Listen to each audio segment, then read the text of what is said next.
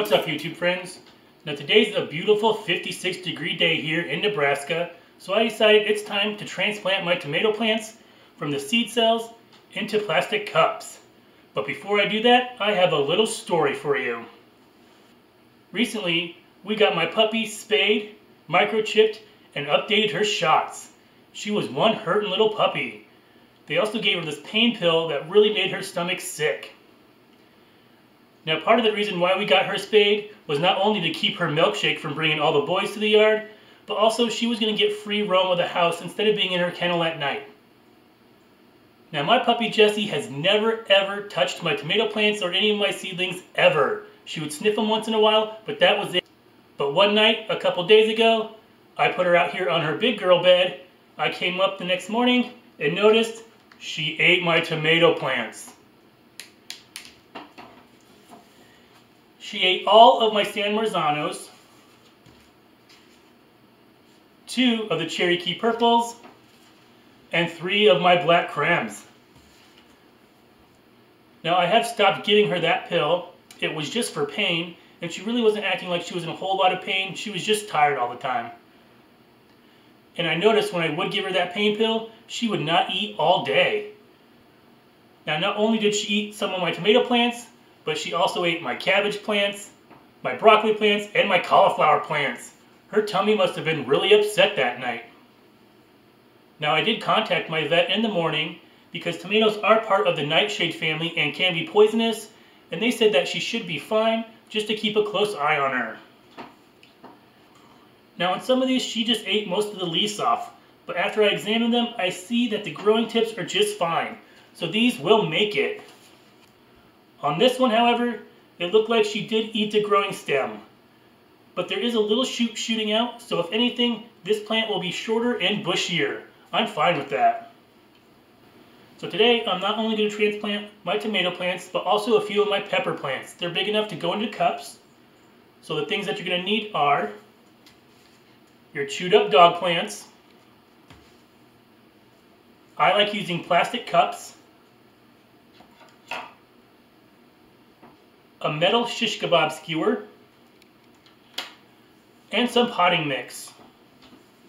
Now, last year I started using this stuff. I get it at Walmart, and it's cheaper than the Miracle Grow potting mix. It's called Expert Gardener potting mix, and it's excellent for outdoors and indoor container plants. Now, like I said, this is cheaper than the Miracle Grow that I usually use, and usually you get what you pay for. But I really like this stuff. It feeds up to 4 months, and you can see in the mix that there's a ton of organic material in it. Now, today is January 27th. If you remember, I started these about mid-January, so they're about a month and a half old. So I'll show you how easy it is to get them into their new homes until they're ready to go out into the garden. So let's get started. Alright guys, so one thing that I forgot to mention is you're also going to need a marker. Now that's just to label your cups so you know what plant is what plant. So the first thing that you're going to want to do is go ahead and poke holes into your cups. Now I like using plastic cups because I can get 3 or even 4 years out of them before I have to toss them and make new ones. So these already have the holes in them. But what I do is I go ahead and I heat up my barbecue skewer here on the stove until it's nice and hot. And then I'll poke 4 holes at the bottom and then 4 holes around the side. Next, I'm just going to fill this with potting soil about half full. So I like to just tap it on the table here a few times just to get to settle. Now with your marker, I like to go ahead and make a hole in the center. Now I'm going to go ahead and I'm going to bury about 2/3 of the plant into the dirt. That way any of the stem that's under the dirt will go ahead and shoot off new roots.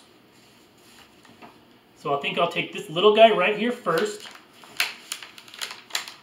You just want to be very careful.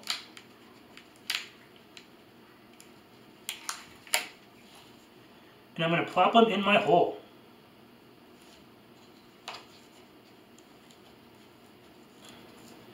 Now tomatoes are pretty hardy. I'm not pressing really hard, but they don't mind being manhandled a little bit. But peppers, on the other hand, you want to be very careful.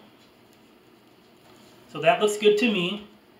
And now I'm just going to go ahead and I'm going to remove the seed leaves.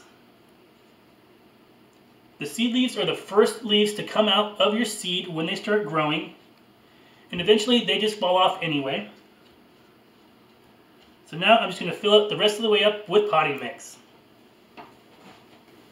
Now it should look like this. And as you can see, I only have about 1/3 of the plant sticking up. That's just what you want. Now I'm just going to take my marker here and I'm going to mark it. This one just happens to be number 10. Now you just want to put this in a watertight container. I have one of those long ones that happen to go under the bed. So I'm just going to stick my tomato plants in there. Now I did go ahead and I replanted some seeds in these 2 little cells where she did eat the plants. So I just want to be very careful not to knock any of that out. So now I'm just going to do this to the rest of my tomato plants. And as you can see here, I have quite a few left to do. So I'll bring it back when I'm ready for my peppers. Alright, so I'm finished with my tomato plants and now on to the pepper plants. Now it is basically the same process, but there is a little difference. So I'm going to fill my cup up all the way. Just like that, and then pat it down.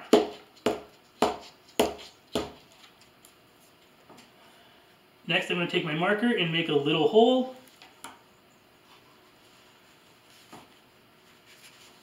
I'm going to cradle my pepper plant with my 2 fingers here and gently squeeze.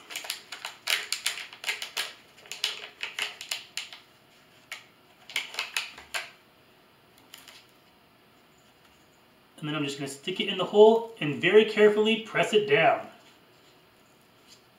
Now unlike tomatoes where you could bury 2/3 of the stem and they'll shoot up more roots, peppers don't like that.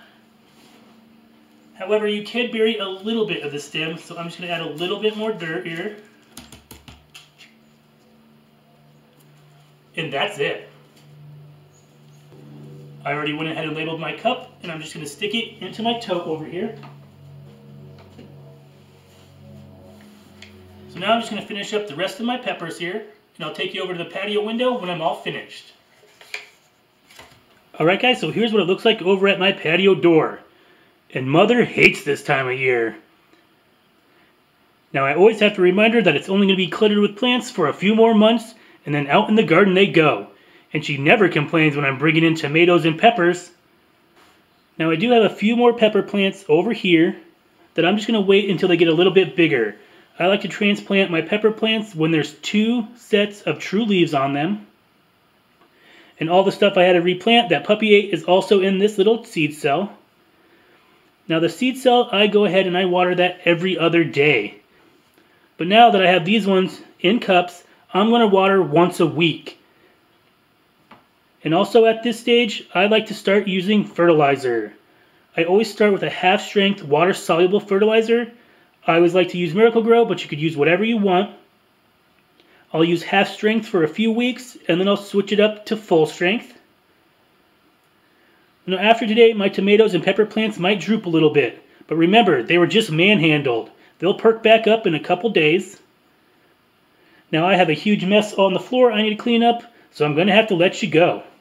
I hope you give this video a try. If you like this video and want to see more of my videos, go down below and hit the big red subscribe button, and give this video a big thumbs up.